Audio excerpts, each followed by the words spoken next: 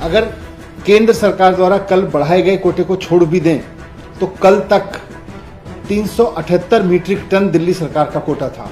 इस 378 metric ton में से उत्तर प्रदेश और हरियाणा के अधिकारियों के और वहां की पुलिस की दादागिरी की वजह से केवल 177 मीट्रिक टन ही कल उठ पाया। आज जो दिल्ली में चारों तरफ से ऑक्सीजन की तराही तराही मच रही है, उसका सबसे बड़ा कारण यह है कि हरियाणा और उत्तर प्रदेश दोनों में ऑक्सीजन को लेकर जंगल राज मचा रखा है। केंद्र सरकार से मेरा रिक्वेस्ट है कि भले ही आपको ऑक्सीजन टैंकर के साथ में पैरामिलिट्री फोर्सेज लगा के उन प्लांट्स में ऑक्सीजन भरवानी पड़े, लेकिन ये आपको इंटरवीन करना पड़ेगा, वरना बहुत मुश्किल हो जाएगा संभालना। और ऑक्सीजन को लेकर जो जंगल राज पिछले 3 दिन से चल रहा है वो और आगे बढ़ेगा और स्थिति बहुत भयानक हो सकती है।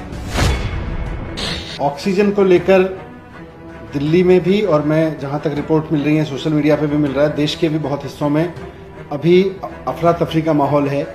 और उसकी वजह यह है कि केंद्र सरकार द्वारा कोटा बढ़ाए जाने के बावजूद कई राज्य ऑक्सीजन पर कंट्रोल करके बैठने की कोशिश कर रहे हैं। दिल्ली के कई अस्पतालों में ऑक्सीजन पूरी तरह से खत्म हो गई है और वहाँ पेशेंट्स को उनके पास अब वो ये कह रहे हैं कि हमारे पास में अब चारा नहीं बचा है कि हम पेशेंट्स को अंदर रखें या उनके अटेंडेंट को कहें कि लेके चले जाएं किसी दूसरे अस्पताल में। लेकिन दूसरे अस्पताल में भी कहाँ लेके जाएंगे, वहाँ भी ऑक्सीजन का संकट है।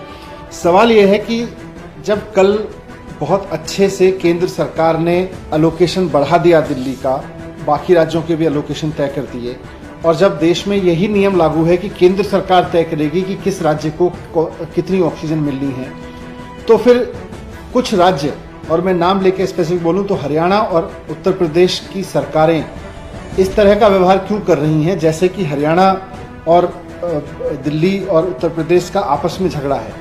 ये समय, जैसा मुख्यमंत्री जी ने भी कहा, आपस में झगड़ने का नहीं है, पूरे देश को इकट्ठे होकर लड़ने का है। परसों जब मैंने प्रेस कॉन्फ्रेंस की थी उस वक्त ये था कि उत्तर प्रदेश में मोदी नगर में उत्तर प्रदेश पुलिस और उत्तर प्रदेश के अधिकारियों ने वहां से डिलीवरी नहीं आने दी।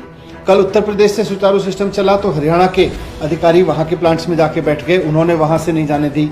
हरियाणा के पानीपत के ऑक्सीजन के प्लांट से, जो एयर लिक्विड का प्लांट है, वहां से रात को 3 बजे तक ऑक्सीजन नहीं निकलने दी दिल्ली की, 12 बजे तक, और जब जाके 12 बजे वो अधिकारी हटे उसके बाद में निकली है।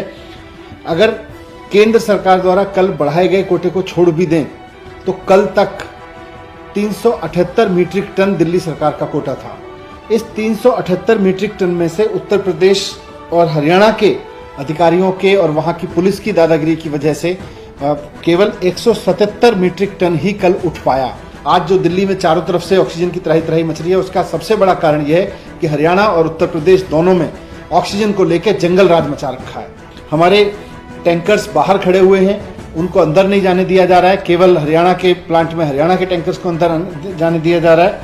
मेरी केंद्र सरकार से हाथ जोड़ के गुजारिश है कि इस समय जिस दरिया दिल्ली से और जो बहुत व्यवहारिक समझ के साथ में आपने दिल्ली का कोटा बढ़ाया था हमारी रिक्वेस्ट पे, उतने कोटे की ऑक्सीजन हमको मिल सके, इसलिए आपसे रिक्वेस्ट है कि आप इसमें भी इंटरवीन करें कि हरियाणा या उत्तर प्रदेश की जो सरकारें या वहाँ की जो पुलिस है, वहाँ के एडमिनिस्ट्रेटिव अधिकारी हैं जो ट्रक्स को नहीं घुसने दे रहे हैं, इसमें भी आपको इंटरवीन करना पड़ेगा। उसके बिना हो नहीं पाएगा। नहीं तो इस वक्त जो त्राही त्राही दिल्ली के अस्पतालों में मची हुई है, थोड़ी देर में या कुछ समय बाद उसमें लोगों को बचाना मुश्किल हो जाएगा। हॉस्पिटल्स के लिए भी, हॉस्पिटल्स भी कहाँ तक मेकशिफ्ट अरेंजमेंट से काम चलाएंगे या सरकार भी आपस में मेकशिफ्ट अरेंजमेंट करके कहाँ से काम चलाएगी।